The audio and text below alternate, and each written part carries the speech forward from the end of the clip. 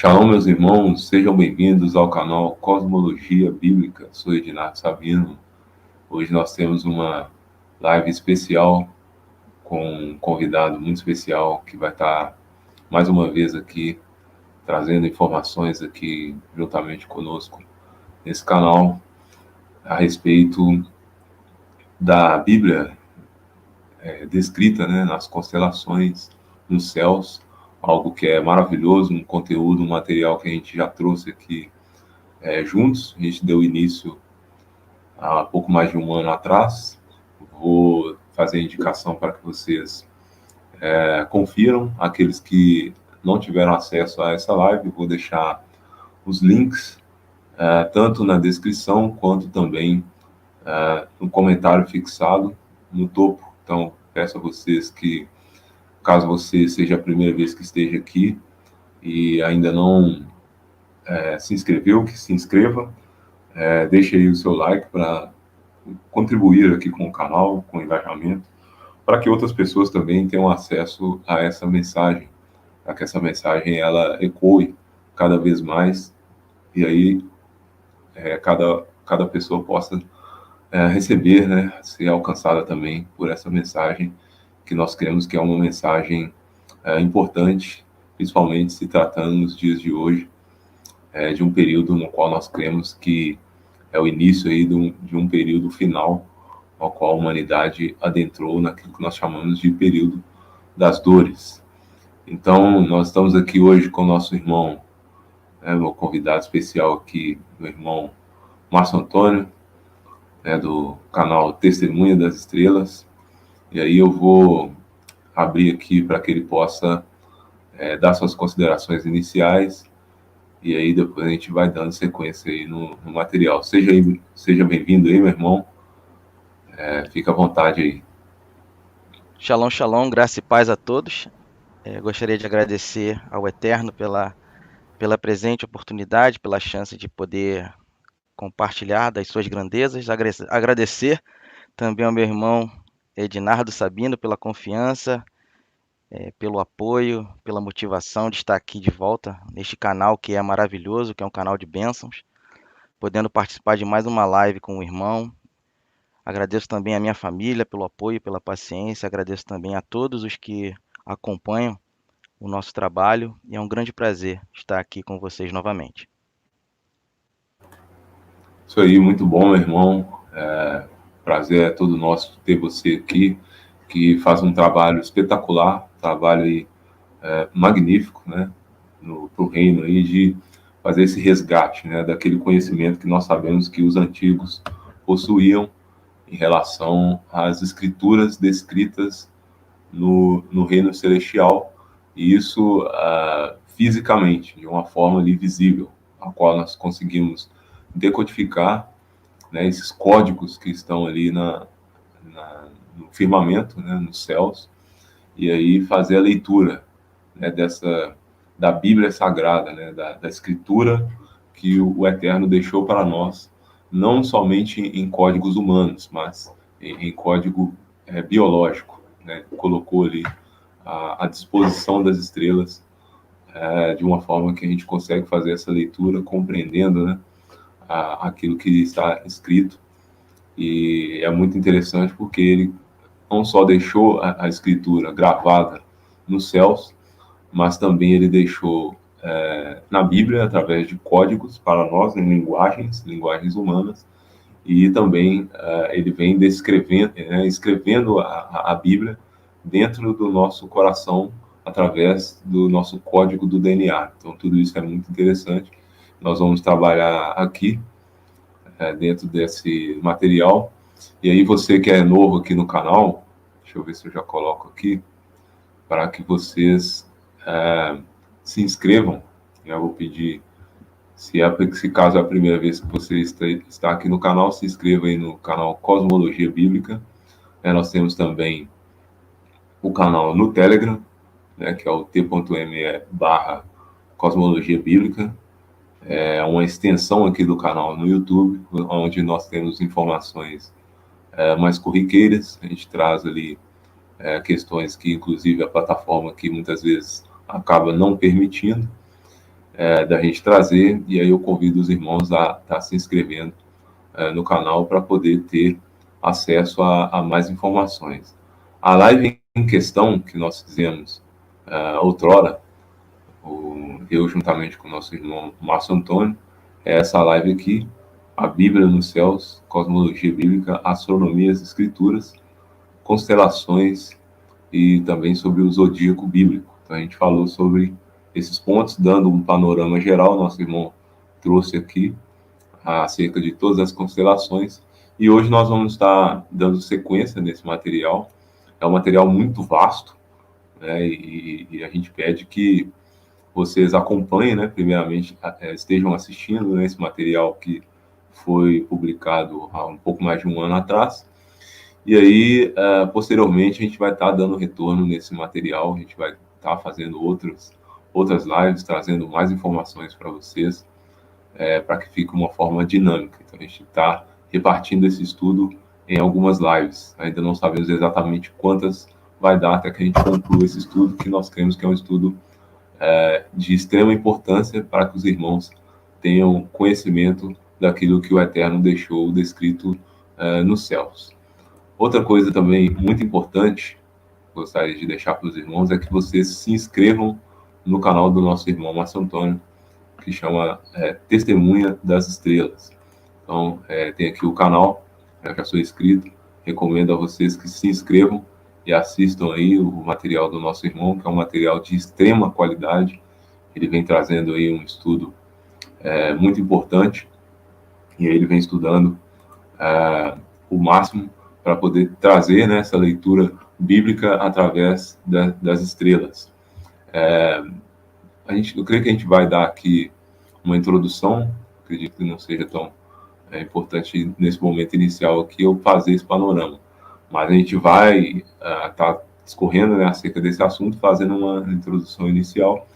Então peço que vocês se inscrevam, porque caso você queira se aprofundar mais nesse assunto, tem muito mais informação lá no canal do nosso irmão Márcio, Testemunho das Estrelas. Meu irmão, fica à vontade, eu vou estar abrindo aqui para que você possa dar início aí, e aí a gente vai ponderando informações à medida que você for trazendo o estudo, e aí a gente vai desenvolvendo, assim como foi da última vez. Fica à vontade aí, vamos dar sequência aí, meu irmão.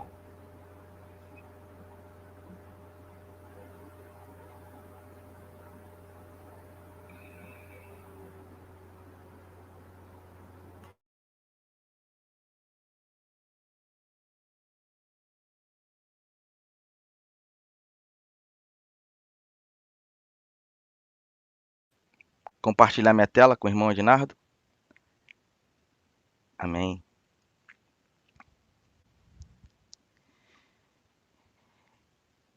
Então, a minha maior área de pesquisa como leigo, como uma pessoa simples, tem sido buscar estudar sobre a cosmologia antiga. E sempre numa ótica metafísica, espiritual e científica, de uma forma simples, humilde, onde praticamente todos possam entender facilmente os assuntos que muitas das vezes são profundos e importantes para o nosso crescimento na graça, no conhecimento, na sabedoria, para a salvação, com os estudos sempre tendo como base as escrituras sagradas, como bem colocou o irmão Ednardo.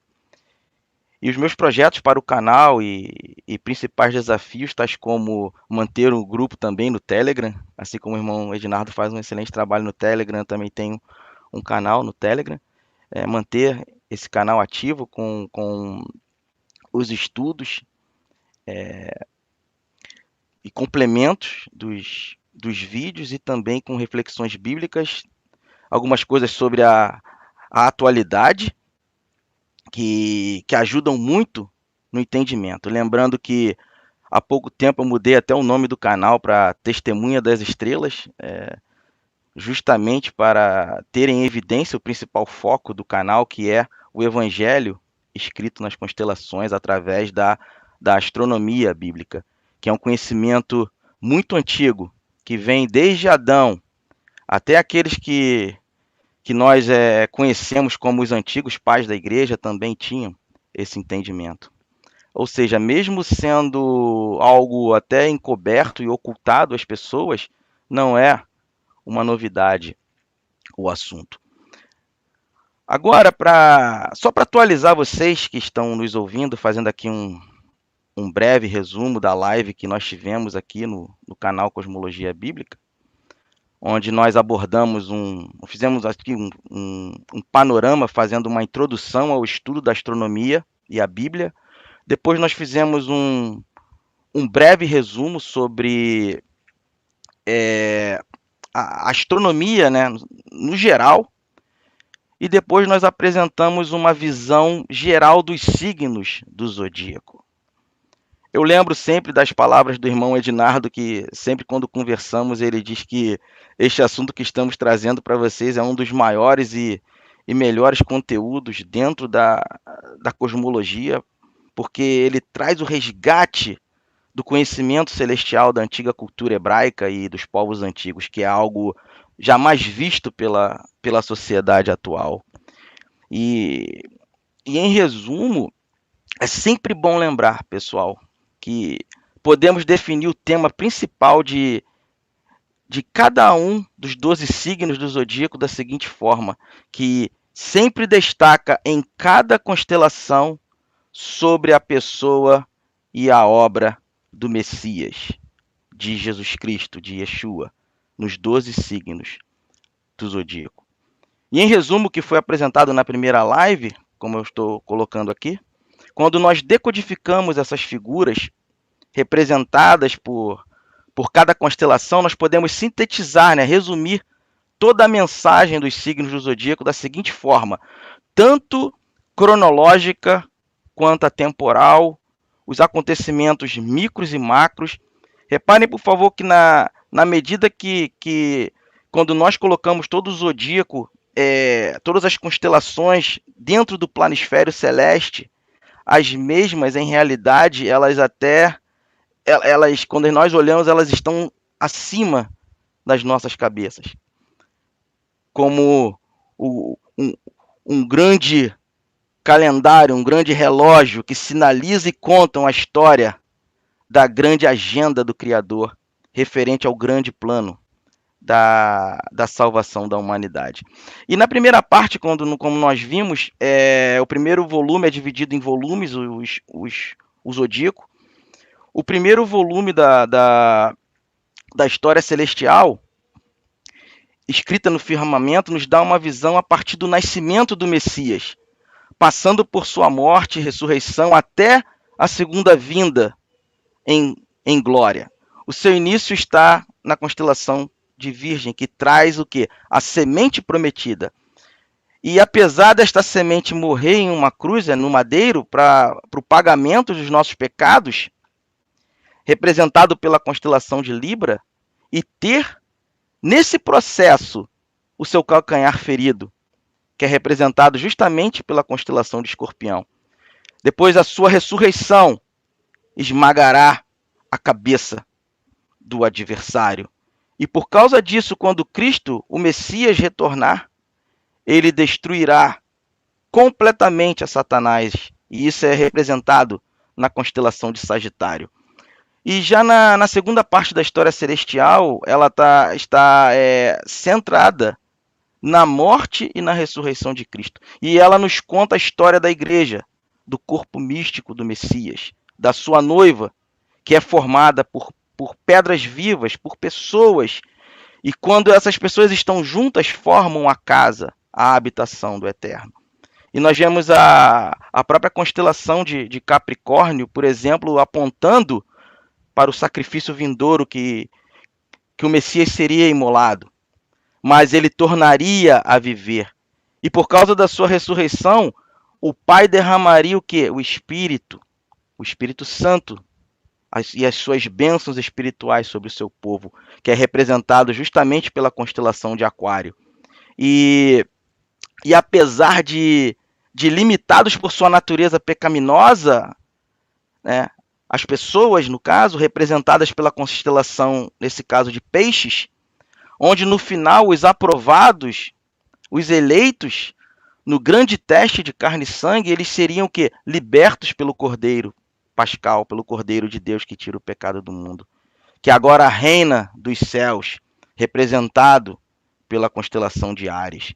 E na terceira e última parte, no terceiro volume da História Celeste, lida principalmente com a volta de Cristo para o grande juízo final. E vemos a constelação de Touro representando a segunda vinda do Messias, o qual virá com suas miríades para julgar o mundo, também citado nessa mesma parte no livro de Enoque. E após este julgamento, o signo, a constelação de Gêmeos, ela já entra em seguida, ela nos mostra o quê? A maravilhosa união do noivo com a noiva, os quais reinarão em perfeita paz. Depois temos a constelação de Câncer, também no terceiro volume, que nos fala da multidão de crentes, de servos, vivendo na nova terra com novos céus, na presença do Eterno Celestial, enquanto a constelação de Leão, ela termina a história nos mostrando o leão da tribo de Judá realizando o seu julgamento final sobre Satanás.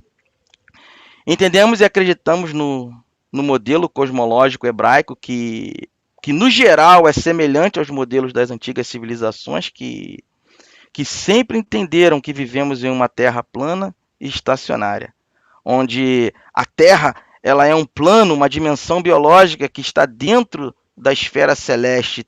E também temos o firmamento que faz o quê? A separação das águas primordiais. Mas, na minha simples e humilde opinião, provavelmente ele seria até composto de cristal de quartzo, como bronze polido, porque este cristal, ao ser estimulado, ele produz energia própria, né? Temos até o exemplo, né, dos relógios de quartzo, etc. Apenas uma opinião do que eu entendo. E com o movimento de rotação da abóbada celeste gerado que a energia constante que é capaz de alimentar o grandioso e complexo e perfeito sistema Terra, a produzir todo o eletromagnetismo. E eu entendo que o céu ele funciona como se fosse uma grande tela de plasma, onde o Eterno, com todo esse funcionamento, ele projeta os seus sinais que foram colocados lá no firmamento, com grande sabedoria, perfeição. E eles nos apresentam e declaram o que? A glória de Deus através da grande história, do plano da salvação e do resgate da humanidade. E que está escrito no firmamento, nos signos do zodíaco, através dos corpos celestes projetados. Cada um com a sua função, isso é muito importante, como se fosse um grande relógio, cada elemento, cada corpo celeste na sua posição, com a sua energia, com a sua frequência e com a sua vibração. E a dimensão biológica que conhecemos como Terra é semelhante a uma grande bobina elétrica produtora da sua própria energia em realidade. Estamos inseridos dentro do corpo cósmico do Criador. E para entendermos todo o pano de fundo sobre o panorama do grande plano da redenção, existem assuntos que são chaves e muito importantes e ao mesmo tempo desafiadores para nos ajudar no entendimento no panorama geral, como por exemplo, por isso que é muito importante depois de aprendermos sobre os rudimentos básicos e elementares da doutrina de Cristo, do Messias, sobre o plano da redenção, né? Essa lista, né, nós vemos em Hebreus 6, do 1 ao 3, existe uma lista de princípios elementares da doutrina de Cristo, o que diz, né, o autor da própria carta aos Hebreus, ele exorta aos leitores que eles deveriam avançar na maturidade cristã, em vez de ficarem o quê? Limitados às bases da fé, ou aos antigos fundamentos ou princípios elementares. E com efeito a usar o vocábulo perfeito até, nessa passagem de Hebreu, ou perfeição, né, maturidade, adulto, o texto ele vai se referir, né, como eu disse, à maturidade, à condição de uma pessoa crescida, desenvolvida, para alcançar esse, posso dizer, status, né, nível espiritual, é necessário para passar por princípios elementares. E no rol das doutrinas básicas, o escritor aos Hebreus, ele menciona o quê? O arrependimento de obras mortas, a fé em Deus, os batismos, a imposição de mãos, a ressurreição dos mortos e o juízo eterno. O juiz eterno. Meus amados, são assuntos que não podemos ter dúvidas quando se trata de coisas espirituais. Porque depois de bebermos, né, o leitinho espiritual, a próxima etapa é comer o que é alimento sólido. E quem tiver dúvidas ainda nos princípios elementares da doutrina do Messias, não conseguirá ingerir alimento sólido. Por isso, a importância de aprendermos bem a base e aos poucos irmos aprendendo. E isso é um processo na vida do discípulo. É um padrão que não pode pular etapas. Por isso que vemos, infelizmente, muitos se desviando da fé. Por isso que vemos muitas divisões dentro do meio da chamada cristandade, porque, infelizmente, muitos querem aprender coisas que não foram reveladas até pelo Eterno. E também por não estarem preparados para receber alimento sólido. Até por desobediência e por uma escolha própria. Pulam as etapas e a casa não é o que? Edificada corretamente sobre a rocha, sobre a pedra angular, que é o Messias. E quando nós entendemos essa base, aí sim, com segurança, entenderemos sem bloqueios as coisas espirituais que são alimentos sólidos. Aí sim vamos estudar e entender sobre o mundo pré-adâmico, sobre o mundo antediluviano, sobre a pré-existência dos seres. Apesar de serem assuntos fáceis de entender, muitos não entendem por quê? Porque ainda têm dúvidas de coisas básicas, de coisas elementares. Entender sobre a semente da serpente, sobre a família divina, onde entra o conceito de monolatria, também sobre a cosmologia bíblica, que está ligado à astronomia em especial, que é o assunto que nós temos analisado lá no canal, e também aqui com o irmão Ednardo. São assuntos importantes, mas, infelizmente, muitos não concordam e até distorcem devido, principalmente por aquilo que a religião instituída pelos homens, junto com as estratégias e astúcias de Satanás e seus demônios, fizeram para tentar o quê? Ofuscar da humanidade a riqueza das Escrituras. E os problemas principais que impedem o crescimento espiritual, um deles é a própria preguiça, o desvio do foco em relação à pessoa e à obra do Messias. E, de fato, quando colocamos o ser humano em suas pretensões egoístas no centro da mensagem supostamente cristã, é impossível avançarmos um passo sequer. Irmão Ednardo, algum comentário? Por favor. Muito bom, meu irmão. Excepcional essa introdução. E é muito interessante porque muitas pessoas acabam crendo em fábulas, né? Assim como você chegou a mencionar algo nesse sentido, porque acaba que ao se a pessoa ser bombardeada, né, por esse tanto de conhecimento, digamos assim, né, vamos usar essa palavra, que lhe foi trazido ao longo de toda a sua vida, mas sabemos que esse conhecimento ele é todo baseado em, para não dizer que seja uma mentira, que de fato é, mas no mínimo um equívoco em relação à cosmologia, a cosmovisão e a cosmologia, principalmente a cosmologia da astronomia atual, da astronomia moderna, chamada de moderna, porque através dessa base fundamentada da astronomia moderna, acaba que as pessoas não conseguem enxergar um padrão dentro da esfera celeste, né? Melhor dizendo assim. Então, as pessoas não conseguem compreender que existe um ciclo e esse ciclo ele é obedecido diariamente, e essas estrelas foram colocadas de uma forma intencional e elas respeitam um padrão. A partir do momento que você compreende a cosmovisão hebraica antiga, você consegue iniciar um tipo de estudo onde você consegue enxergar que tudo há uma razão. Esse padrão ele foi pré-determinado e a partir dali você consegue buscar quem pré-determinou esse padrão e você consegue fazer essa leitura enxergando, inclusive na Escritura Sagrada, que esse padrão ele foi determinado por alguém, uma mente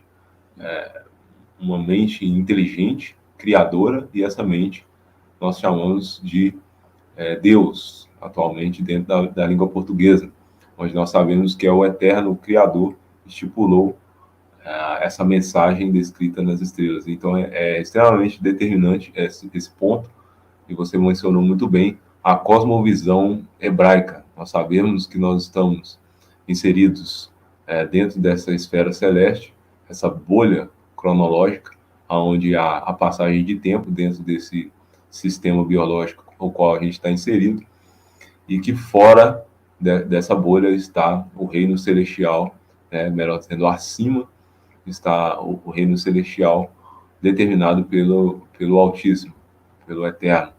Então é importante a gente ter essa noção de que apenas sabendo dessa informação, apenas tendo conhecimento dessa informação básica, que é o conhecimento da cosmovisão bíblica, a gente já consegue enxergar um pouco dessa astronomia, uma vez sabendo que o Eterno, ele criou as estrelas, ele criou todos os seres biológicos, os seres vivos, seres espirituais, todos baseados na energia, e principalmente na energia através do campo eletromagnético. Então é muito interessante tudo isso que você colocou, meu irmão, e pode dar sequência. À medida que você for traçando esses conceitos, eu vou trazendo alguns versículos, algumas questões, alguns entendimentos, para que possa a gente também conseguir compreender de uma forma mais clara e ampla todo esse conhecimento bíblico que está descrito nas Escrituras Sagradas. Até para poder ilustrar isso que eu estou dizendo, muitas pessoas já ouviram falar a respeito do Messias, principalmente como as Escrituras o chamam, uma de suas alcunhas, como o leão da tribo de Judá. É uma das questões pontuadas dentro da esfera celestial. A gente consegue perceber isso referenciado na constelação de Leão. Eu creio que o irmão vai trazer bastante informação acerca disso, e à medida que você for citando, eu vou trazendo textos, como este, por exemplo, em Apocalipse 5:5, referencia, dizendo: então um dos anciãos me disse, não chore, eis que o leão da tribo de Judá, a raiz de Davi, venceu para abrir o livro e os seus 7 selos. Isso aqui já trazendo num contexto de julgamento, onde a gente, em muito pouco tempo, nós brevemente estaremos adentrando nesse período ao qual a gente crê que já se iniciou, que está relacionado ao início das dores. Mas, enfim, meu irmão pode dar sequência aí, está muito bom o estudo. Vamos dando sequência aí. Excelente, meu irmão, as suas observações para a glória do nosso Pai. Muito obrigado.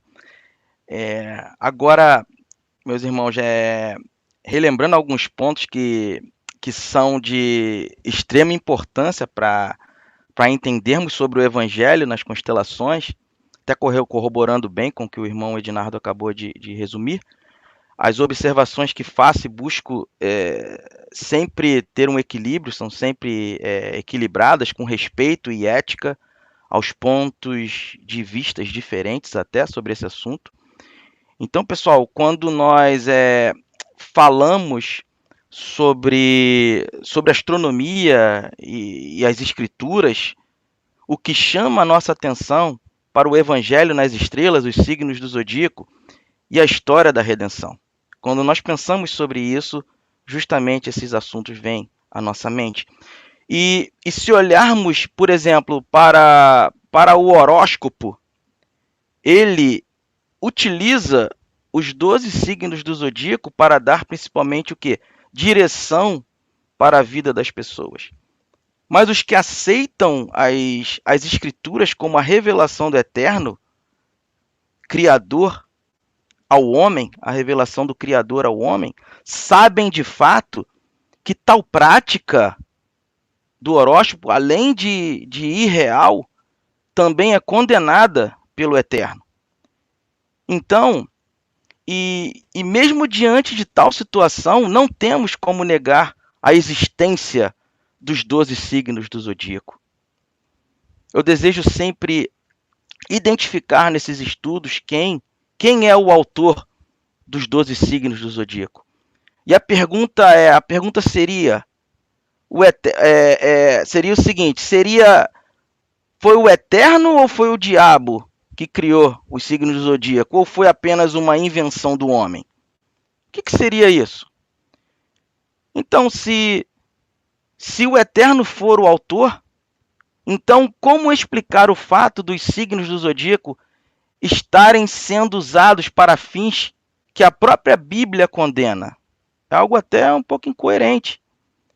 E é isso, meus amados, que desejamos verificar e analisar. Entendem? E desde o início eu deixo bem claro que não acredito ser correta e aprovada pelo Eterno a prática conhecida hoje como horóscopo. E muitas pessoas desconhecem que os 12 signos são formados por constelações de estrelas.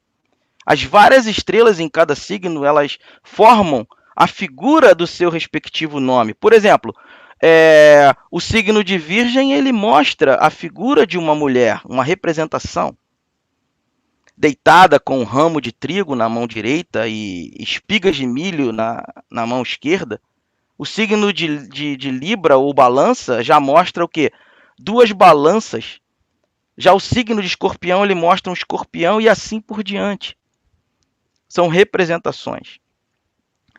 E a palavra signos do zodíaco, quando nós olhamos o idioma hebraico, ela vem diretamente do hebraico de uma palavra chamada Mazarot. E esses signos, eles são mundialmente aceitos e reconhecidos. Visto do ponto de vista da própria astronomia, eles são reais. E por isso, podemos dizer que a única parte que permaneceu, e mesmo assim com alguns desvios, são as figuras representadas por cada signo. Então, pessoal, meus amados irmãos, isso é evidente que o verdadeiro significado dos signos do zodíaco não é conhecido nem mesmo entre a grande maioria dos cristãos atuais. E é isso que estamos procurando descobrir e resgatar nesses estudos. Existem, por exemplo, muitas coisas registradas na Bíblia que ainda estão ocultas e uma delas é o zodíaco, apesar de estar bem claro. E por essa razão, antes de iniciarmos as nossas verificações e revisão do significado bíblico do zodíaco e estudos no geral, nós precisamos estabelecer provas bíblicas da sua origem. Repito aqui sempre que não aprovo a prática da consulta ao horóscopo, respeito, como eu falei anteriormente, as opiniões dos que acreditam até, mas com ética, né, com humildade, com respeito, mas não podemos aceitar que a origem dos 12 signos do zodíaco seja demoníaca. Não é nada demoníaco. E é isso que vamos examinar nas Escrituras. Algum comentário, meu amado irmão Ednardo? Por favor. Muito bom, meu irmão, perfeito, né? Essa explanação, porque é importante, se você até puder manter no anterior, no slide anterior, isso, Okay. onde você colocou que você fala, né, o Evangelho dos signos do zodíaco e a história da redenção. É importante a gente prestar atenção nisso que você colocou, que há um motivo, né? Eu creio que a gente vai falar bastante sobre isso, né? Há um motivo pelo qual você, à noite, você sai e vê aquelas estrelas todos os dias, nas mesmas posições, né? Inclusive, eu recomendo um vídeo aqui do canal, Cosmologia Bíblica, acerca disso, que a gente traz um pouco de entendimento sobre isso aí, né? O porquê das estrelas estarem, né, sempre na mesma posição, né? Muitas vezes as pessoas talvez nunca se perguntaram isso, né? Se a gente de fato vive um modelo heliocêntrico que está aí girando, né, aleatoriamente, o porquê de todas as estrelas estarem todos os dias você vê as mesmas estrelas nas mesmas posições. E qual o motivo disso? E uma vez que a gente entende toda essa motivação que a gente vem trazendo aqui, a gente consegue entender que esse é um conceito antigo, né? Assim como nosso irmão disse, isso aqui não é nada novo, não é nada que a gente inventou, que a gente trouxe aqui, algo que a gente decodificou, um entendimento novo, um estudo inovador, não. Isso aqui é apenas um resgate daquilo que é antigo, que foi perdido. A gente está trazendo conhecimento, né? Está trazendo luz ao conhecimento antigo dos povos hebreus, que é um conhecimento que a gente percebe que ele foi ocultado do verdadeiro povo hebreu, do verdadeiro povo cristão, o povo que segue o Messias e que segue o Criador, o povo que possui o selo do Espírito, né, da Ruach HaKadosh. Então, para que serve, né, essa mensagem? É uma mensagem, essas estrelas, né, a posição a qual elas estão determinadas, isto é nada mais, nada menos do que uma mensagem de redenção. Então, a cada constelação, a cada decanato, né, assim como a gente já trouxe esse conceito, né, nosso irmão falou muito bem, principalmente na primeira live, eu recomendo vocês que assistam, né, a primeira live, vou deixar aqui os links. Então, assim, cada detalhe, né, cada posição, cada decanato, cada constelação, cada variação, mudança, movimento, tudo aquilo ali aponta para uma história de redenção. É exatamente aquilo que está escrito na Bíblia, está escrito no nosso código, no DNA e nas escrituras sagradas. É algo interessante da gente pontuar, porque essa história de redenção é tudo aquilo que a Escritura já traz, que Paulo menciona bastante, como, por exemplo, alguns versículos aqui eu vou fazer a leitura de dois, para que vocês, para que isso fique ilustrado, né, dentro da Escritura. Então, quando Paulo diz assim aos Colossenses, né, no capítulo 1, versículo 14, em que temos a redenção pelo seu sangue, a saber, a remissão dos pecados. Então, aqui ele faz esse apontamento de que o sangue do Messias, esse prometido, a qual as Escrituras também, o firmamento dos céus, as estrelas, a posição das constelações também fazem esse apontamento do Messias, trazem esse código. Ele aponta o quê? Que esse sacrifício ele foi feito para que a humanidade tenha essa chance de, através desse sacrifício do madeiro, o reconhecimento, né, receber essa seria uma chance de passar, né, na verdade, iniciar por esse processo de redenção, processo pelo qual inicia-se no momento que você nasce aqui, né, no momento que você adentra esse mundo biológico, e aí inicia-se esse processo de redenção. Ele é um processo ao qual você deve aceitar, né? Ele não é tão simples assim, não é algo que todos passam sem querer, mas é algo que você precisa aceitar esse processo através da aceitação do sacrifício do madeiro, reconhecendo que o Messias veio aqui, entendendo isso e aceitando o Espírito Santo, né, a Ruach HaKadosh, no seu coração. E a partir desse dia, a partir do batismo, né, isso seria um código que é alterado dentro do seu DNA, você começa a entrar por esse processo de redenção. E tudo isso só é possível através do sangue que foi derramado pelo Messias, por esse sacrifício que ele fez para poder nos resgatar. E aí é interessante que também Paulo ele vai dizer lá em Efésios 4:30, ele fala o seguinte, e não entristeçais o Espírito Santo de Deus, no qual estáis selados para o dia da redenção. Então, mais uma vez aqui, vocês percebendo que essa redenção, ela é um processo, e ela vai terminar, ela vai culminar o quê? No último dia, no dia da redenção. E esse processo, ele interpassa através da figura da Ruach HaKadosh, do Espírito Santo, né, do pneuma em grego, Ruach HaKadosh em hebraico, e do Espírito, ao qual habita naqueles que aceitaram e entenderam esse processo, né, de redenção, que passa pela remissão dos pecados, passa por todo um processo, o batismo, uma alteração, né, o arrependimento, você deixar as práticas malignas e passar a ter práticas benignas, vibrando na frequência do Altíssimo. Então, tudo isso é um processo, e é muito interessante a gente ter noção disso e saber essa relação que está ligada à redenção. Mas pode dar sequência aí, meu irmão, que o estudo está espetacular. Fica à vontade aí. Amém, meu irmão. Excelente suas observações. Pegando também, mais uma vez, os seus comentários também, dando continuidade, em realidade, meus amados, foi o Eterno Celestial quem criou os signos do zodíaco. E quando nós, por exemplo, eu separei aqui Jó, capítulo 38, versículo 32, está escrito assim,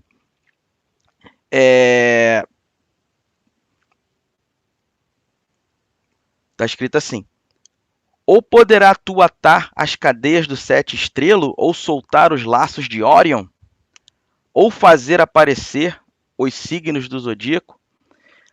Nesse mesmo capítulo, no mesmo capítulo 38 no livro de Jó, diz que o Senhor ele apareceu a Jó num redemoinho e em seguida ele fez por volta aí, se a gente for contar, de 50 perguntas, só em Jó 38.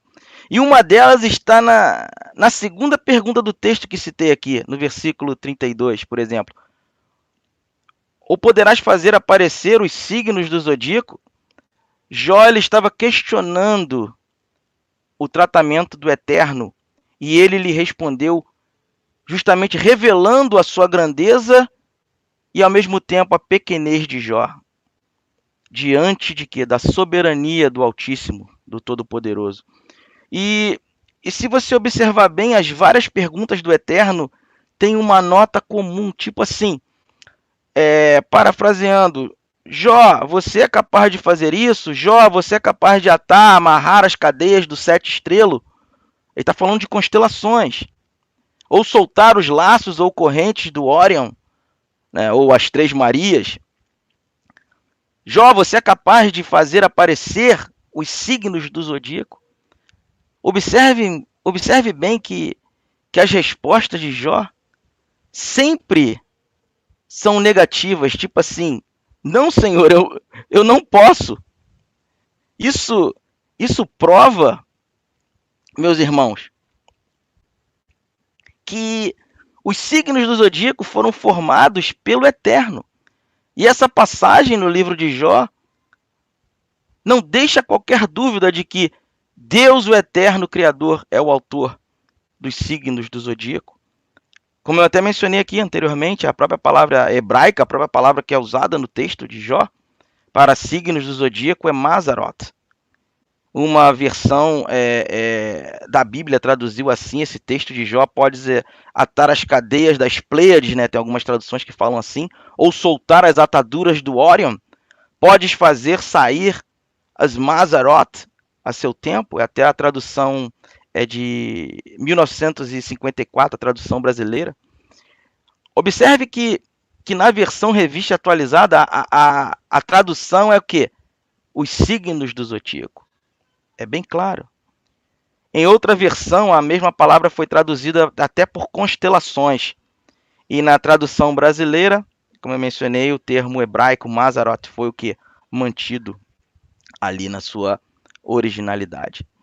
E além do Eterno ter criado as constelações do zodíaco, ele adornou os céus. Em Jó, está escrito em Jó 26, versículo 13, onde ele diz o seguinte, Jó 26, versículo 13, por meio de seu espírito, ele, o próprio Eterno Celestial, adornou o quê? Os céus. Sua mão formou a serpente fugitiva. Observe bem o termo usado. Deus adornou os céus. Deus, o que ele enfeitou, ele embelezou a própria língua hebraica. Isso é fantástico. O entendimento, né, que a própria língua original nos fornece. A língua hebraica nos fornece o entendimento de que o próprio Eterno ele fez o que? Uma obra de arte.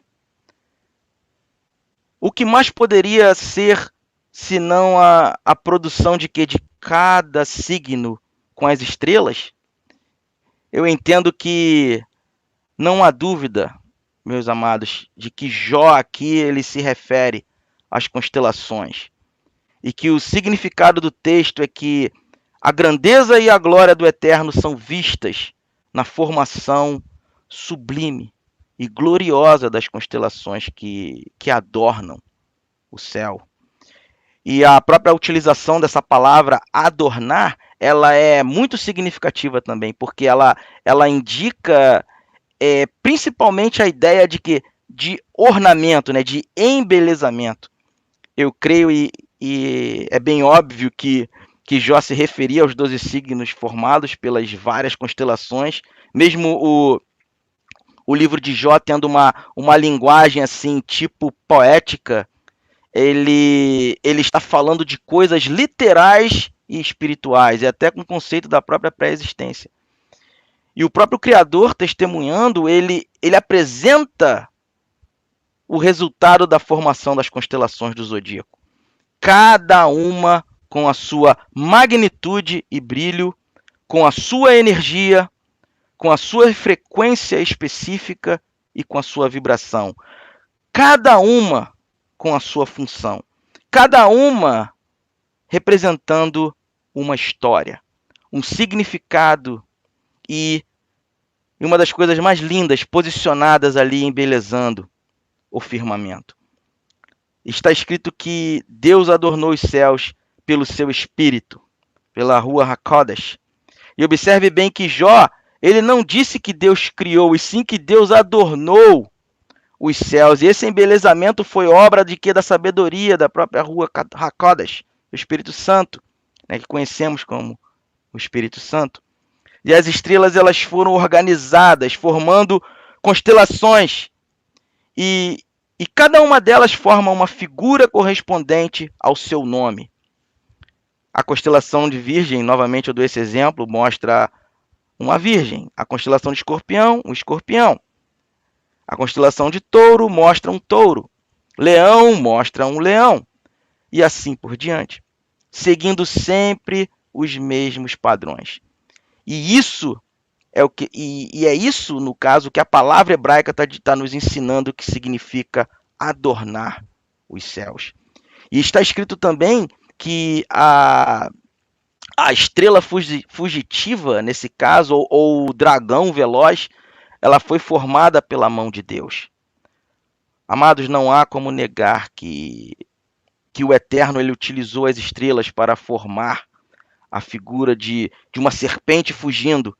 E essa é a afirmação clara no texto, até que eu li aqui em Jó 26, versículo 13, onde testemunha diretamente do céu que Deus, ele pelo seu sopro ou espírito, ele clareou, adornou, embelezou, ornou os céus, e sua mão formou o que podemos traduzir como a serpente enroscadiça. Irmão Ednardo, algum comentário sobre essa parte até aqui? Por favor. Meu irmão, espetacular. E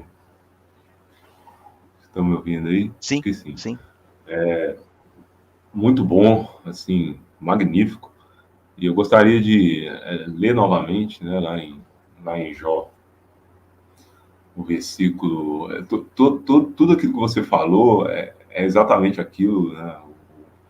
O Altíssimo ele começa a arguir a Jó.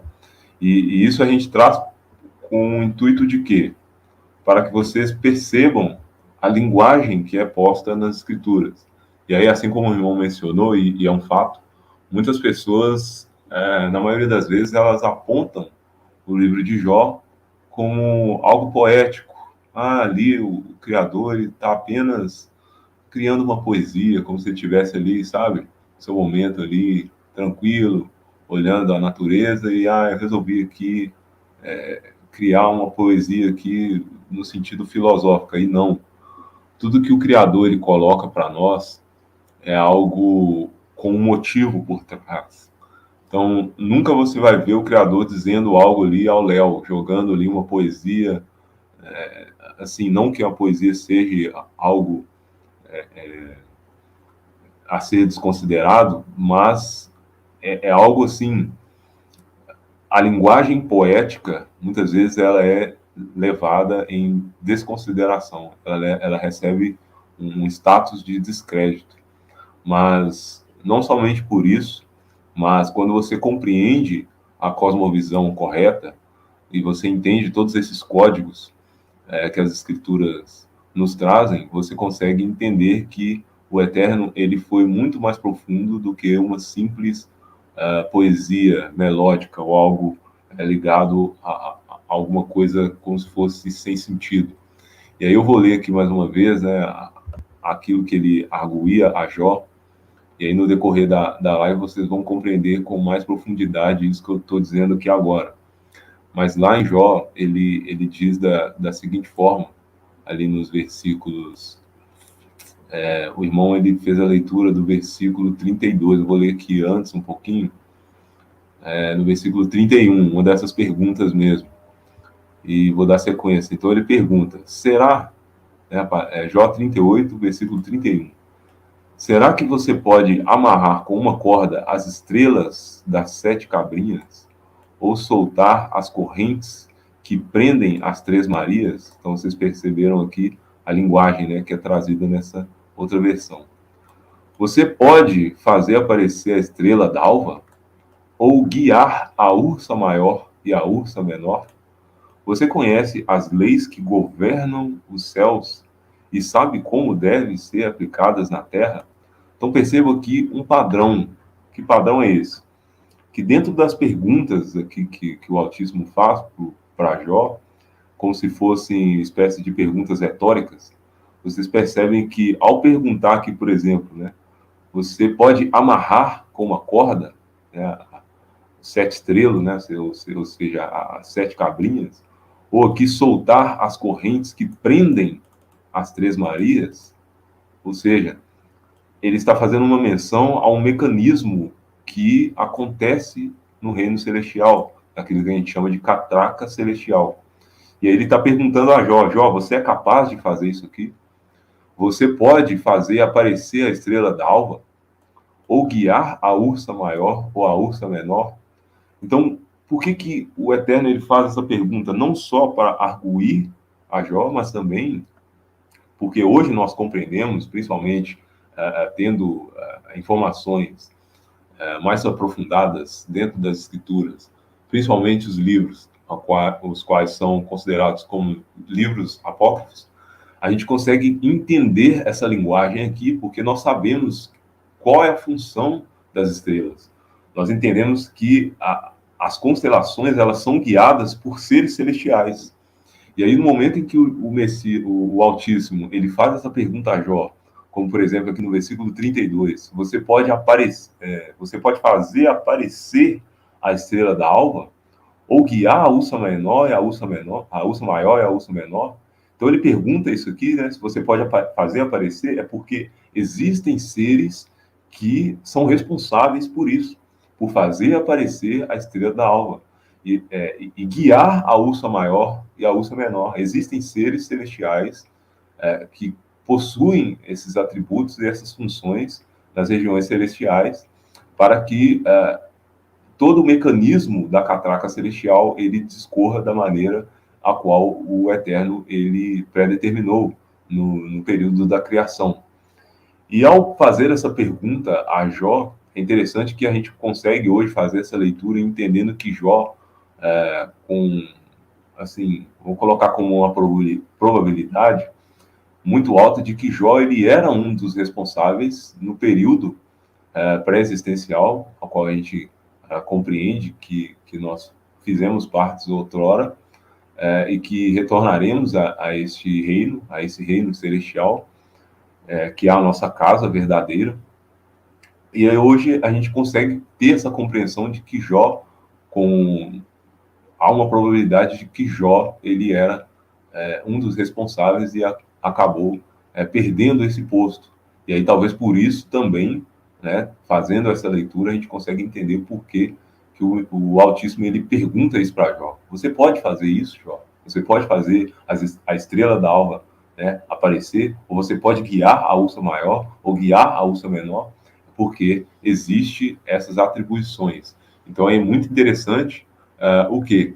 A gente entender que a criação do zodíaco ela foi determinada pelo Altíssimo e que ele determinou, né, ele colocou ali seres celestes, ou seja, anjos, né, aquilo que a gente chama em hebraico, né, de malar, a palavra que faz referência a mensageiros do Altíssimo. Ele colocou esses seres responsáveis por toda essa movimentação da catraca celestial. E é muito interessante a gente ter todo esse conhecimento e saber que quem criou todo o cosmos foi o Eterno. E o que acontece hoje, principalmente nessa questão do horóscopo, é nada mais, nada menos que uma deturpação, né, das hostes caídas, que outrora também eram responsáveis por toda essa movimentação. Essa deturpação que ela é feita, a qual nós chamamos hoje de horóscopo, que seria uma tentativa de leitura do futuro utilizando a posição das estrelas ou algo do tipo. Então, isso é abominável aos olhos do Criador, mas ele sim deixou uma mensagem, e essa mensagem é a mensagem de redenção, a qual nós já citamos. Então, quem é o Criador do cosmos?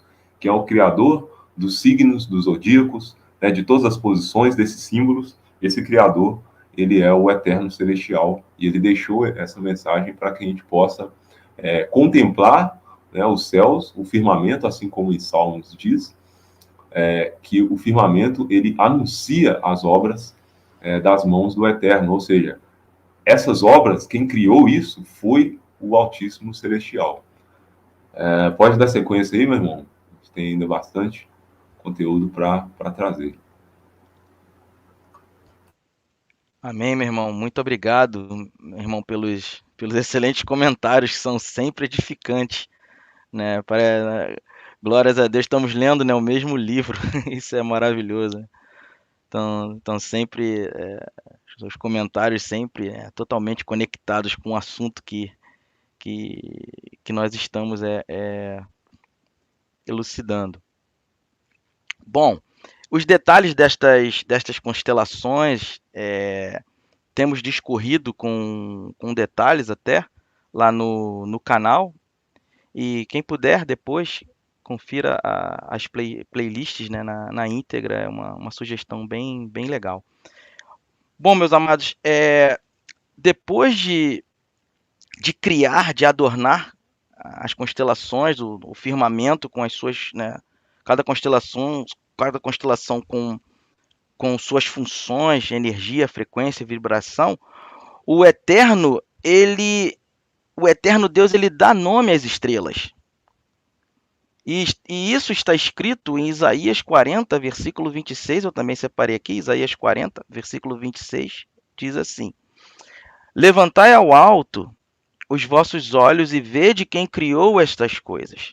Foi aquele que faz sair o exército delas, segundo o seu número. Ele as chama a todas pelos seus nomes. Isaías, ele se refere ao céu estrelar e pelo texto, ele nos convida a contemplar aquele que criou tudo isso. E em seguida, o próprio profeta Isaías, ele faz uma declaração surpreendente, justamente em relação às estrelas. Primeiro ele diz que que Deus ele faz sair o exército delas segundo o seu nome.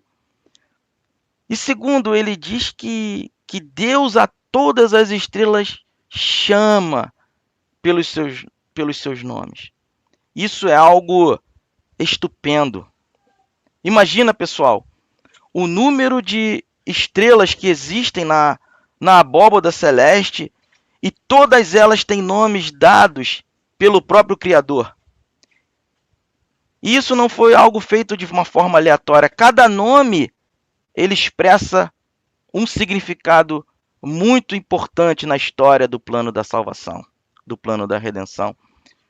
A importância disso, na realidade, já estão sendo comentadas e analisadas nos vídeos, como eu mencionei aqui lá no canal, sobre o estudo de cada um dos 12 signos, onde podemos evidenciar que o nome de cada estrela está diretamente ligado com a história da redenção mostrada, justamente pelo significado de cada signo. E lemos também, eu separei aqui também em Salmos, onde diz que o Eterno, Salmos 174, aqui o versículo 4, diz assim, diz que o Eterno, ele conta o número das estrelas. E mesma coisa, ó, e chama todas pelos seus nomes. Ou seja, depois de criar, adornar com suas funções, energia, frequência, vibração, e nomear as estrelas, agora o Eterno coloca os luminares, os luzeiros no firmamento para serem o que? Sinais. Signos, sinais. Gênesis 1, versículo 14. Como já sabemos muito bem pelo texto, né? Gênesis 1,14 diz que e disse Deus, haja luzeiros no firmamento dos céus, para fazer separação entre o dia e a noite, sejam eles para sinais, para estações, para dias e anos. É muito importante entendermos isso. Porque geralmente ao ler essa passagem, logo podemos pensar o que até nas estações do ano, como verão, inverno, outono, primavera, e até mesmo nos dias da semana, meses e anos, também vão fazer alusão a isso, mas então quando lendo essa passagem com atenção, notamos que os luminares eles teriam 3 utilidades e não 2. E nessa observação podemos fazer pelo menos aqui 2 perguntas ao texto para nos ajudar no entendimento. Por que os luminares serviriam para sinais? É a primeira pergunta. E a segunda, e as estações? Indicam mesmo as 4 estações do ano? Será? Para uma interpretação, eu gosto de usar a palavra entendimento, ou melhor, dizendo um entendimento correto, retirando até as camadas, analisando a soma das partes pelas escrituras, nós precisamos verificar o quê? O significado das palavras no hebraico. O próprio contexto já nos esclarece isso, mas quando a gente vai mais a fundo, isso fica muito mais claro e fácil de entender. É muito importante quando estudamos as palavras no idioma hebraico, porque o hebraico ele nos mostra o quê? A história por trás da história. Isso é muito interessante. E nos ajuda a compreender o que o Eterno de fato quer nos ensinar sobre a sua palavra. E quando examinamos as escrituras em camadas, na literalidade do texto, na cultura, na língua, no país, e juntamos estes elementos, estes elementos são o quê? A base na qual toda a escritura foi alicerçada. A própria palavra sinais de Gênesis 1,14 no hebraico significa ot, O-T-H, no português. Quando a gente vai no dicionário o dicionário Vine, também é muito conhecido esse dicionário. Nós usamos muito o Strongs, também tem o Vine, que é muito legal, muito, muito bom. No dicionário Vine, ele definiu essa palavra ot, usando o idioma original hebraico como sinal, como marca, que descreve algo pelo qual uma pessoa ou grupo está caracteristicamente o quê? Marcado. Em Números 2, versículo 2, usa a palavra ot também, né, sinal, signo, para representar uma bandeira militar. Ou outro exemplo de aplicação foi quando, não sei se os irmãos lembram da passagem, quando Raabe pediu aos seus convidados, aos israelitas, um sinal, um sinal correto, né, que foi no caso a corda escarlate, registrada em Josué 2, versículos 12 e 18. E a palavra ot significa sinal, como lembrança do dever a cumprir. E disse Deus: este é o sinal do pacto que firmo entre mim e vós, e todo ser vivente que está convosco por gerações perpétuas. Gênesis 9, versículo 12. Um símbolo que faz o quê? Lembrar algo, que remete a uma lembrança de alguma coisa, de um significado muito profundo até. Em Êxodo 13, versículo 9, diz assim, e terá por sinal sobre a tua mão e por lembrança entre teus olhos, para que a lei do Senhor esteja em tua boca, porquanto com mão forte o Senhor te tirou do Egito. Meus amados, um sinal é algo que mostra a verdade de uma declaração. Podemos também chamar de signo, como eu comentei aqui, quando o contexto está relacionado principalmente aos corpos celestes, porque tem praticamente o mesmo significado. Êxodo 4, versículo 8 diz assim: respondeu-lhe Deus, certamente eu serei contigo, e isto te será por sinal de que eu te enviei. Quando houveres tirado do Egito o meu povo, servireis a Deus neste monte. Êxodo 3, versículo 12, fala de um sinal milagroso. E sucederá que, se eles não te crerem, nem atentarem para o primeiro sinal, crerão ao segundo sinal. Êxodo 4, versículo 8. E a primeira ocorrência dessa própria palavra traduzida, ot, como sinais, o vocábulo otot, que é o plural de ot, que é o sinal, parece até ser uma questão aberta, porque outras autoridades de tradução preferem derivá-lo de atah, A-T-A-H-A-H, que significa vir, e o traduzem também como sinal de alguma coisa ou pessoa que está para vir. Então, meus irmãos, o emprego mais comum da palavra não apoia muito este último ponto de vista até, mas é verdade que ocasionalmente a palavra ot é usada nesse sentido. Mas quando assim acontece, o sentido ele parece ser indicado mais pelo contexto do que pela própria palavra. Se o significado básico de ot fosse algo que virá, seu uso seria impróprio em muitas passagens em que ocorre. Por exemplo, ela é empregada para designar as maravilhas operadas por Moisés perante Faraó.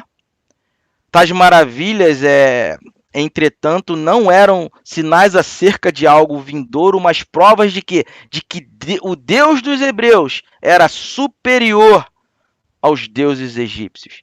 E por isso devia ser temido e obedecido. Um outro exemplo também, separei aqui o texto, Juízes 6,17, diz assim: dá-me um sinal de que és tu, Senhor, que me falas. E nessa solicitação, falando até sobre Gideão, Gideão não pediu uma coisa que estava para vir, e sim uma prova de que era realmente o eterno Deus quem falava com ele. Então, o próprio fato é que o vocábulo ot significa um sinal, no sentido mais comum da palavra. É um sinal a respeito de alguma coisa que representa esta coisa. Muitos estudantes e pesquisadores bíblicos assim o entendem, e sua definição, apesar de um tanto elaborada, é clara e compreensível. Um ot é derivado de avar, indicar, é uma coisa, um acontecimento ou ação que pode servir para nos dar a certeza vinda do eterno a respeito de outra coisa, acontecimento ou ação. E isso é feito em parte através de quê? De símbolos fixos acerca do futuro. E em parte através de quê? De acontecimentos preditos, miraculosos ou não, os quais não poderiam ser humanamente previstos, e assim, caso ocorram, provam o quê? A origem divina de outros eventos do passado ou sua própria origem divina. Então, meus irmãos amados, com base nessa simples análise e exposição, podemos dizer então que um sinal, um what, é algo escolhido e designado para representar alguma outra coisa. Eu gosto muito da declaração que escreveu o Dr. Seuss no seu livro. Eu uso muitos livros nas pesquisas. Ele escreveu assim, num livro que ele chama de O Evangelho nas Estrelas, The Gospel in the Stars. Recomendo bastante essa leitura para quem gosta, para quem gostaria de estudar bastante esse assunto e se identifica com este assunto que é tão edificante. Ele diz, o Dr. Seuss, ele diz que as letras do alfabeto são que sinais. Nós sabemos disso. E sinais de que de sons e de números também. As notas de uma clave de escrita musical são sinais. Sinais no nível e valor de certos tons de voz ou instrumento. E não existe qualquer relação entre esses sinais e as coisas que eles podem significar, a não ser que os homens concordem em empregá-los para esses propósitos. E essa própria declaração do Dr. Seuss é muito importante e eu entendo que faz todo sentido. E o seu completo significado como sinais é algo puramente convencional e à vontade, algo muito além e acima daquilo que pertence à sua natureza. Assim é com todos os sinais. Quando Moisés disse que o enxame de mosca seria um sinal para os egípcios, não havia nada na natureza da coisa para mostrar o que era representado por ela. Quando o profeta Ezequias, outro exemplo, que a volta da sombra do relógio de sol seria um sinal de que ele recuperaria a sua saúde, não havia nada na natureza da coisa ali para expressar o seu gracioso significado. Outro exemplo, Isaías andar descalço não tinha ligação natural com a conquista do Egito pela Síria, mas mesmo assim era um sinal daquele fato. E eu concluo essa parte aqui comentando sobre o termo hebraico otot, ot, sinais. Ele aponta, revela claramente os signos do zodíaco, os sinais. E uma das finalidades dos luminares, como já sabemos, e é bom sempre reforçarmos isso, seria representar o quê? Outra coisa além da sua natureza e função natural. Esse termo otot, ele aparece, pelo menos no Antigo Testamento, quase 60 vezes, e sempre indica o que eu acabei de comentar e elucidar aqui. Uma coisa representando outra. E quando nós olhamos a palavra estações, no hebraico já significa moed. E quando a gente olha esse termo moed, que é traduzido em Gênesis 1,14 como estações, ele tem um sentido muito amplo no original hebraico. Ele deriva-se até de yad, que significa apontar, e o emprego mais comum da palavra dá uma ideia de algo fixo ou apontado. O próprio vocábulo ele é empregado para especificar um tempo marcado, uma cerimônia determinada, um local certo, um lugar certo, um povo definido. E quando usado em relação ao tempo, tem sempre em vista o quê? Um tempo pré-determinado, um período em que deverá o quê? Acontecer algo determinado de antemão.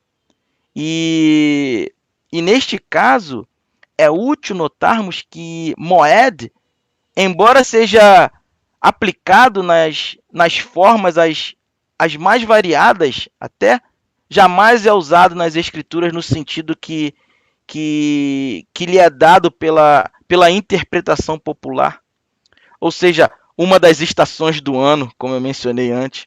O verão e o inverno no Antigo Testamento são chamados por seus respectivos nomes, mas jamais coletivamente como estações do ano.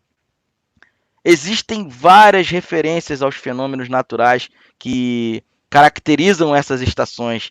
Nesse caso, então, o termo hebraico que representa o tempo ou estação do ano é sempre o seguinte termo, é et, E-T-H, e nunca moed. Et, estações. Poderia falar aqui muitas passagens bíblicas no Antigo Testamento, em Êxodo, Levítico, 1ª, 2ª Crônica, Josué, em Salmos, Eclesiastes, sempre utiliza, quando se refere às estações do ano, utiliza o termo hebraico et, E-T-H. E o termo moed, traduzido, eu diria, até incorretamente, ou um pouco mal colocado, como estações, né, vamos dizer assim, em Gênesis 1,14, ele aparece mais 3 vezes no livro de Gênesis. E em todas elas o Eterno ele fala de quê? Do tempo por ele designado, por exemplo, para o nascimento de Isaac, o qual Sara te dará a luz neste mesmo tempo daqui a 1 ano, Gênesis 17, 21. Não sei se os irmãos lembram dessa passagem. Outra, daqui a 1 ano, neste mesmo tempo, voltarei a ti e Sara terá o quê? Um filho. Tempo determinado, Gênesis 18, versículo 14. Outro exemplo, Sara concebeu e deu à luz um filho a Abraão na sua velhice, no tempo determinado de que Deus lhe falara. Gênesis 21, versículo 2. Então, meus amados, vemos que a declaração do livro de Gênesis, embora pareça contrária à nossa ideia sobre o que a Bíblia deveria dizer, é que a intenção divina era que os corpos celestes, além de suas funções astronômicas ou físicas, servissem para sinais. Isto é, para indicar algo, ou alguém, nesse caso, o Messias, é o tempo todo convergindo para ele, para a história dele, para o grande plano da redenção. E também para as estações, isto é, para os tempos, nesse caso as estações, para tempos determinados, dentro do cronograma do Criador. Em outras palavras, eles serviriam para indicar acontecimentos e também o que? Os ciclos ou períodos de tempos ligados a esses acontecimentos. Então, quando o Eterno disse que os luminares eles seriam para sinais, ele quis dar a entender que eles seriam usados do que? Para indicar algo além e adicional àquilo que eles evidenciam e manifestam, justamente em sua natureza e ocupações naturais e espirituais. Algum comentário, meu irmão Ednardo, para reforçar o entendimento, por favor? Irmão, espetacular. É algo assim, quanto mais a gente se aprofunda nesse conhecimento bíblico, fazendo essa leitura nas escrituras sagradas e ligando, né, conectando com as constelações, a gente conseguindo fazer essa leitura, enxergando a mensagem que o Eterno deixou para nós de forma macrobiológica, é cada vez mais maravilhoso a gente compreender isso. E é interessante, eu separei algumas coisas aqui também a respeito da criação, e eu vou ler brevemente aqui, até para a gente poder já ir partindo para finalizar essa etapa, vamos dizer assim, né, que a gente decidiu dividir, né, esse estudo, que acaba sendo um estudo assim, muito vasto, muito amplo. O nosso irmão, ele faz parte aqui do canal, ele é um parceiro aqui, né, nosso irmão Márcio, está aí. A casa é sua, irmão, e você vai precisar voltar aí mais vezes, porque é um material muito vasto, a gente precisa dividi-lo senão fica muito enfadonho. Mas é algo assim espetacular, é algo maravilhoso. Quanto mais você se aprofunda nesse conhecimento, você entende e percebe, consegue enxergar quão maravilhoso é o Eterno e como o amor dele é grande, né? Quão grande é o amor do Altíssimo para conosco, deixando, né, o seu filho se entregar para poder nos resgatar, né, a ovelha perdida, o filho pródigo, e através da mensagem nos céus, ele deixar esses códigos para aqueles que conseguem ter ouvidos, ouvir, aqueles que conseguem ter olhos, conseguir enxergar, fazer essa leitura e entender através dessas chaves de entendimento da forma de interpretação judaica, da leitura através da língua hebraica, que é algo espetacular, e também, principalmente, né, existem outras chaves, mas principalmente também através da cosmovisão hebraica, né, do conceito cosmológico dos antigos hebreus, da visão do mundo. Então, assim, é interessante a gente perceber que ele vai colocar aqui o, o nome nas estrelas, né, assim como o irmão Márcio colocou aqui alguns versículos, alguns até acabam coincidindo, né, da gente abrir, mas eu vou fazer a leitura aqui de 3 versículos, um deles o nosso irmão já pontuou, e o primeiro deles é em Salmos, né, 147, né, logo ali no começo dos Salmos, né, vai estar da seguinte forma: Aleluia! Como é bom cantar louvores ao nosso Deus Altíssimo, como é agradável prestar-lhe uma adoração condigna. O Eterno reconstrói Jerusalém. Ele congrega os exilados de Israel. Somente ele cura os corações quebrantados e lhes pensa as feridas. Ele fixa o número das estrelas, a cada uma dá um nome.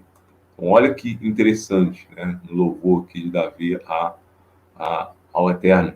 Então ele vem ali dizendo, né, a respeito dos corações quebrantados, fazendo essa conexão com seres criados pelo Eterno, os filhos de Deus, os malar, os malachim, né, no plural em hebraico. E aí ele vem no versículo 4 dizendo: ele fixa o número das estrelas, a cada uma, né, dá um nome, assim como o nosso irmão também ele colocou. Então, ou seja, olha que interessante como ele faz. Cada ser celestial ele conhece pelo seu nome. Uma vez a gente entendendo que as estrelas estão conectadas a seres, são representações celestiais, né, são representações energéticas para seres celestiais que comandam toda a movimentação da catraca celestial. Em Gênesis 15, por isso que ele vai falar da seguinte forma para Abraão. Então ele disse assim, ó: então o Senhor conduziu Abraão para fora da tenda e orientou: olhai para os céus e conta as estrelas, se é que podes. E prometeu: será assim a tua posteridade. Então o Altíssimo, ele está ali, na verdade, algo até mais profundo do que isso. A gente pode tratar esse ponto especificamente em outros materiais, para trazer mais detalhes sobre isso, mas só uma pincelada, é interessante como ele já faz essa conexão. Então, ele meio que mostra ali um código para Abraão, no caso, Abrão, né, na determinada ocasião, dizendo a ele que se ele consegue, né, já que ele consegue, se é que ele consegue contar as estrelas, assim seria a sua prole, a sua descendência. Isso ali seria um código, né, dizendo para Abrão que aquele depósito ali das almas, né, que são aquilo que a gente chama de estrela atualmente, está ligado ao Guf, né, a palavra em hebraico. Ali ele estaria mostrando, né, a constelação, né, as estrelas que seriam trazidas à Terra, ligadas a progenie de Abraão, que seria o pai das nações. Então, através ali de Abraão, né, seu filho Isaac, da sua linhagem, o Altíssimo traria essas almas que outrora necessitariam, né, vir até a Terra para poder passar por esse processo de redenção. E dentre elas está eu, você e todas as outras pessoas que fazem parte desse exército celestial, que é o exército do Altíssimo. E aí, fechando com o texto que o irmão leu, em Isaías 40, 26, que vai falar, né? Levantai os olhos e observai as alturas. Quem criou tudo isso? Então, todo esse magnífico céus, né, quando você sai ali nesse dia estrelado, principalmente quando você está num local mais afastado, né, de cidades, você consegue enxergar com mais facilidade, né, essa mecânica celestial, essa catraca celestial, e enxergar essas estrelas, a gente consegue perceber que o quê? Quem criou tudo isso? Lá em Isaías vai falar, levantai os olhos e observai as alturas. Quem criou tudo isso? Foi aquele que coloca em marcha cada estrela do seu incontável exército celestial. É por isso que ele é chamado Yahweh Tsevaot, em hebraico, né? O Altíssimo, o Deus dos exércitos. Que exércitos são esses? O exército celestial. Por isso que é usado essa palavra em hebraico, que o irmão colocou muito bem colocado. Yahuwah Tsevaot é esse general, esse comandante mor de todo o exército celestial, exército dos seres celestiais, das almas, né, dos malachinos, e todas chamam pelo nome, né, dando sequência aqui no versículo. Foi aquele que coloca em marcha cada estrela do seu incontável exército celestial, e a todas chama pelo nome, ou seja, ele sabe o meu nome, o seu nome e o nome de cada ser celestial. O seu poder é incalculável, inextinguível a sua força, e por isso nenhum desses corpos celestes deixa de atender prontamente, ou seja, esses seres que estão em acordo com o comando inicial que o Altíssimo determinou em Gênesis, para que as estrelas fossem fixadas no firmamento e fizessem, né, revolvessem ao redor da estrela Polaris, que a gente tem essa compreensão atualmente. Essa foi uma ordem através da frequência que o Altíssimo emitiu, e existem essas estrelas, esses seres celestiais que obedecem a essa ordem a partir do poder incalculável e inextinguível, a força do Altíssimo, a qual ele determinou que isso fosse feito.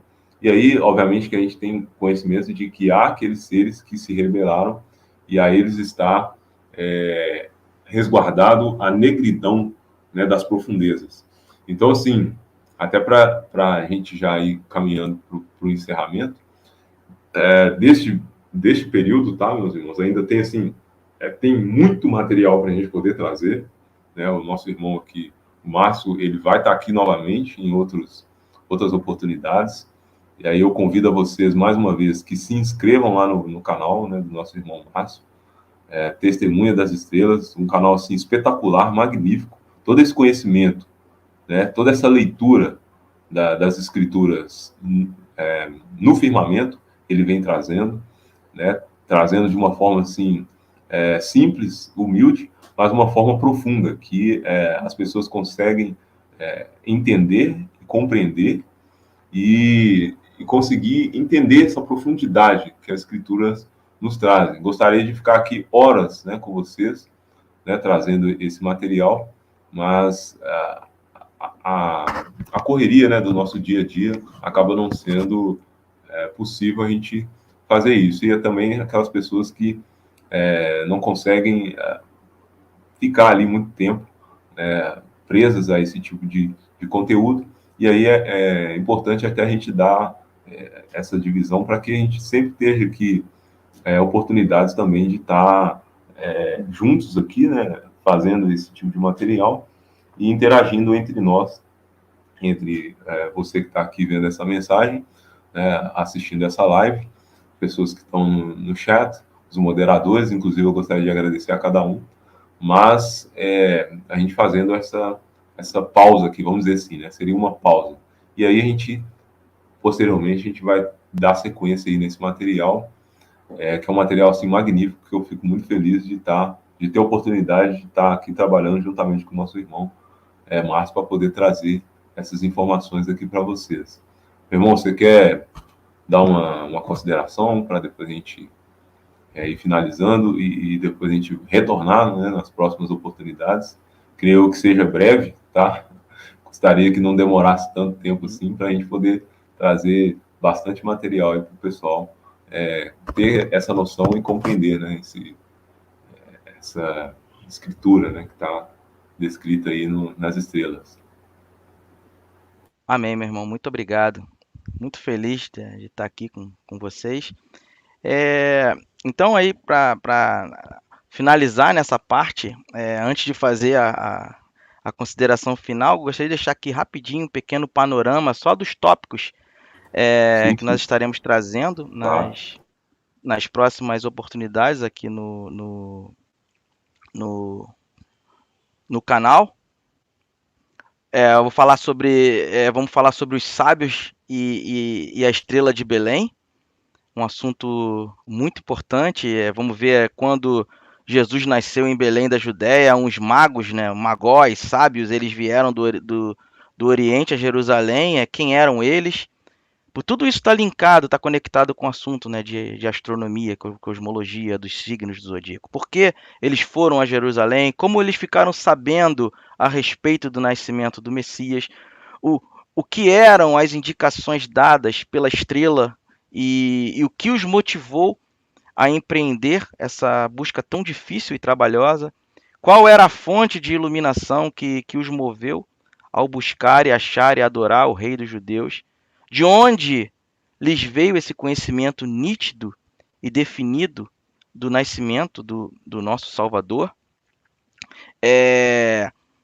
Aí nisso nós vamos falar sobre todas essas questões da provável localização da estrela de Belém, o que eu tenho entendido nos meus estudos, toda essa parte. Falar também um pouquinho sobre a Torre de Babel, porque justamente está conectada com as questões de como olhar para as estrelas de uma forma errada. Existe a forma correta, como nós devemos olhar para as estrelas, que é uma forma bíblica, olhando para os sinais, e existe também uma forma errada, na qual nós vemos todo o engano que está por trás disso. Então, nós vamos ver as consequências do que é fazer, do que é buscar as estrelas de uma forma errada. Vamos falar também sobre a própria pregação do evangelho sem linguagem, sem voz. Quando Paulo ele fala que a mensagem de Deus, a mensagem do evangelho já tinha sido pregada por toda criatura debaixo do céu. Então nós vamos ver como Deus ele fez isso, usando, né, a sua palavra, e a sua palavra desde os céus, e também a sua palavra escrita, e como o irmão Ednardo nos ensina muito bem, a própria palavra estampada, né, marcada no nosso próprio DNA, nós como cartas vivas de Deus. E também eu vou falar muito sobre as bandeiras e as insígnias do antigo Israel, justamente falando sobre as tribos celestiais, que nós vamos ver que é algo que já vem desde da eternidade, desde os céus, e que espelha aqui na terra, e nós vemos isso registrado nas Escrituras. Então, meus amados, eu agradeço aqui mais uma vez ao irmão Ednardo Sabino por mais essa oportunidade aqui neste abençoado canal. Agradeço a todos os que ouviram e assistiram essa live, e a todos que irão ouvir nas oportunidades. E se for a vontade do Eterno, que possamos fazer mais lives, como o irmão Ednardo colocou bem, juntos, dando continuidade a esses assuntos que sempre são desafiadores, edificantes e que nos motivam a buscarmos a cada dia desenvolver a imagem do Filho, do Messias em nossas vidas, sempre para a glória do Eterno. E mais uma vez, muitíssimo obrigado pela oportunidade, é sempre um prazer poder compartilhar as grandezas do Eterno. Parabenizo ao irmão Ednardo pelo seu trabalho, pela sua dedicação no canal Cosmologia Bíblica, sempre fornecendo e compartilhando materiais de qualidade, sempre muito edificante.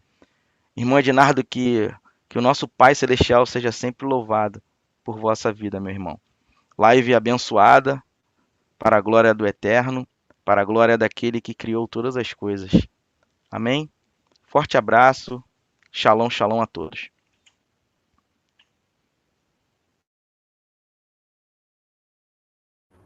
Amém, meu irmão? Muito bom, muito interessante.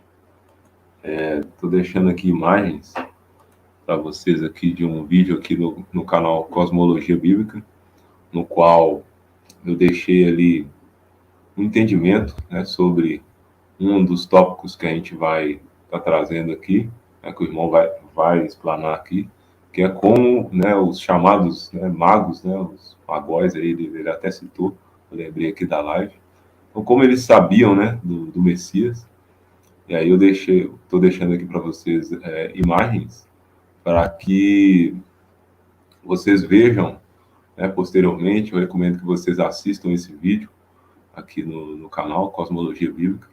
Esse vídeo ele é acerca dessa mensagem, né, mostrando ali como os reis, os chamados, né, reis magos, que estão mais ligados a astrônomos, como eles ficaram sabendo. E aí deixar para vocês, né, essa pontada, vamos dizer assim, né, de vontade de querer saber mais, porque nas próximas oportunidades vamos ver se a gente já marca aqui para poder dar sequência nessa live, que é uma live assim espetacular. Esse é um assunto maravilhoso que faz com que as pessoas enxerguem, né, a grandeza do Altíssimo nos céus. E essa aí é uma tela, assim como o nosso irmão colocou durante a live, uma tela de plasma, na qual nenhuma tela no mundo é capaz de comparar, né?